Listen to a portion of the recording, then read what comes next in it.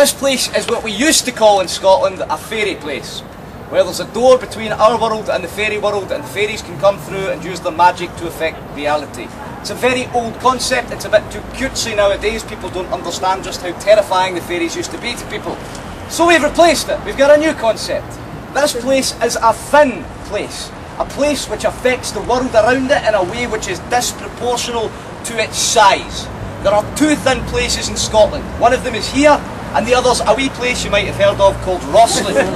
Interestingly, we've had no cats here since 1989, when the poltergeist first turned up, except for two dead ones and one terrified one, which I saw last week, running through, making a very strange noise. The Queen of England died without leaving it here to the throne, so the King of Scotland inherited the throne of England, and we got a bright shiny new colony. The King went to visit it and came back once 60 years later. He didn't mind, he still wrote. Our favourite letter was the one which said, "Guess what?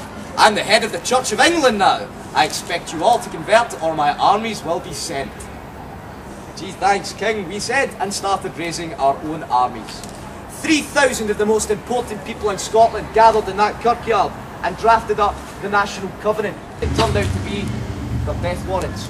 The King hunted them down, sent his army in, and a brutal war broke out.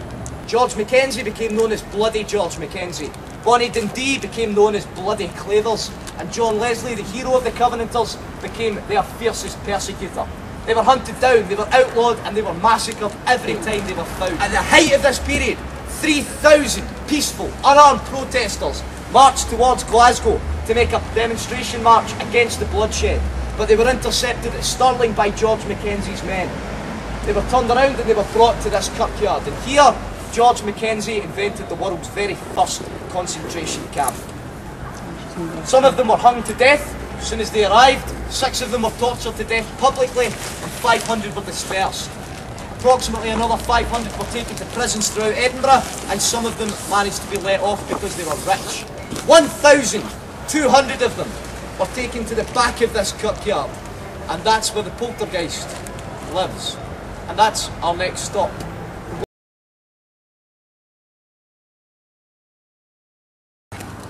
George Mackenzie, the man responsible for this atrocity, is buried there, in the big acorn-shaped thing just behind you, some 20 feet away from the site of this moral outrage, which is very bad feng shui, especially if you're in a graveyard, and especially if you're in a thin graveyard. 18th century, who would have been involved in the body snatching trade. There's a lot of bad energy in this part of the graveyard, and inside of here is where we've been having the poltergeist attacks. This is not a poltergeist. Poltergeist manifests around one person and has a typical lifespan of about 3 to 6 months, 10 years and going strong. This thing manifests around whoever it wants, attacks whoever it wants, and appears in different ways. There is only one recorded instance of anything behaving in the same way as this anywhere else in the world, and it happened on Nidri Street, further down the Royal Mile from where we started, and it was the former residence of one George Mackenzie. I need to remind you, in all seriousness, there is a precedent set for violent physical and mental assaults occurring on the other side of this gate. There has been for 10 years. 2 people have been committed following their experiences in here, and 1 person attempting to perform an exorcism died following the experience. When we go inside, if anybody feels the need to prod anybody else in the back and go, "Woo!" don't. Because I will batter you until the blood stops flowing from your carcass. I've had 1 person seriously injured and a stampede started that way, and I don't see the funny side. I see the funny side out here, not in there. But a third of the world's population is what we call a focus. A focus is fine. A focus might see ghosts, might experience hauntings, might have things happen to them. They send a bit of this energy out. They can receive a bit of this energy. They do possess this perception, although not very powerfully, and they do suffer from this delusion, whichever description you want. An inductor is a lightning rod. If you are an inductor, it's the most dangerous thing you could possibly be coming in here. If you are an inductor and you don't know it yet, believe me, you are about to find out with bells on. If anything bloody horrific happens to 1 person, just get out. Don't worry about the rest of the group, it will only be coming after you, and don't worry about me because I will be directly ahead of you, if not directly behind you, on the way out. A cold spot is a sudden and significant drop in the air temperature around you, your core temperature inside, and it can knock you out on its own, 10 or 15 degrees at a time. If you feel this, do not put your hand up and tell me. You won't have time. Move. Move briskly, move firmly. A couple of yards should do it. It should not follow you. If it does, keep moving till it stops, then tell me and we'll get out. If you don't move, it's going to attack you. If you get heat running over your body, particularly your arms and legs, I'm sorry, you're likely to break out in bites, burns and scratches in the next 24 hours. There's nothing we can do about it. Hey. Inside of here is where things happen to me. This poltergeist is unlike anything else in the world, and it doesn't stay in one place. It doesn't need to. It usually seeks out people that it wants to traumatise. But in here is where I've been having the most activity. Right, no idea. In 1989, on a dark and stormy night with thunder and lightning blaring overhead and the rain pouring down, a homeless man broke into this kirkyard looking for shelter. For reasons best known to himself, he went over to George Mackenzie's mausoleum, which has a long reputation of being haunted. It was said Mackenzie's body moved every night because the man could never rest in peace.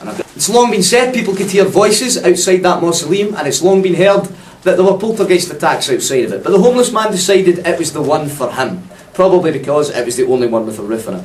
So he kicked the door in and went inside. At this point, the security guard who was working at the time, called Graham, heard a loud banging noise and thought, oh good. He got his security dog, I've forgotten the right word, guard dog, and he wandered out of the little bothy which we now use. And he saw the doors swinging open on the most haunted mausoleum in this graveyard on a dark and stormy night. So he was thrilled.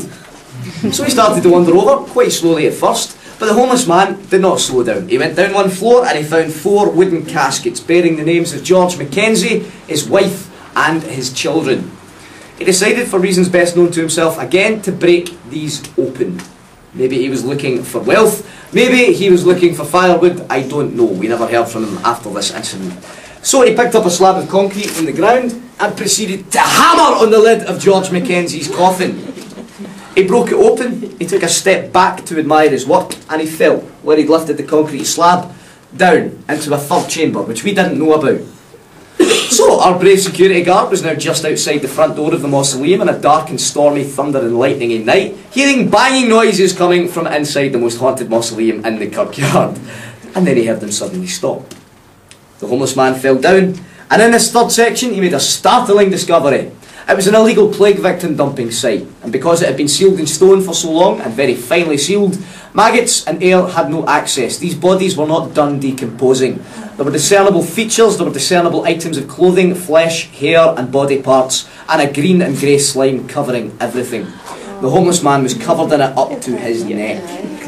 He screamed, leapt to his feet, clambered out of the mausoleum and ran screaming past our security guard, who on a dark stormy night next to the most haunted mausoleum in Greyfriars kirkyard was greeted by a humanoid, vaguely, creature covered in rotten flesh running towards him screaming. So he started screaming, the dog started screaming, and all 3 of them took off screaming into the night. We never heard from the homeless man or the dog again. The security guard turned up the next day to hand in his notice. From that day on, things have been happening. And there's a lot of theories about why it's happening. The most common one is that this is an effect of pheromones. My boss has bought into this theory recently. Pheromones are a bodily excretion, I do love saying that word, which chemically makes other people feel the same way as you. If you're angry, you release these chemicals and they make other people angry. If you're scared, you release them, they make other people scared. If you're in love, you release them and they make other people look at you like that. My experience. Gentlemen, my name's Jerry. If you've enjoyed what you've seen tonight, please let my boss know about it. If you haven't, my name's John, I'm Jerry's big brother. Please let my boss know all about it.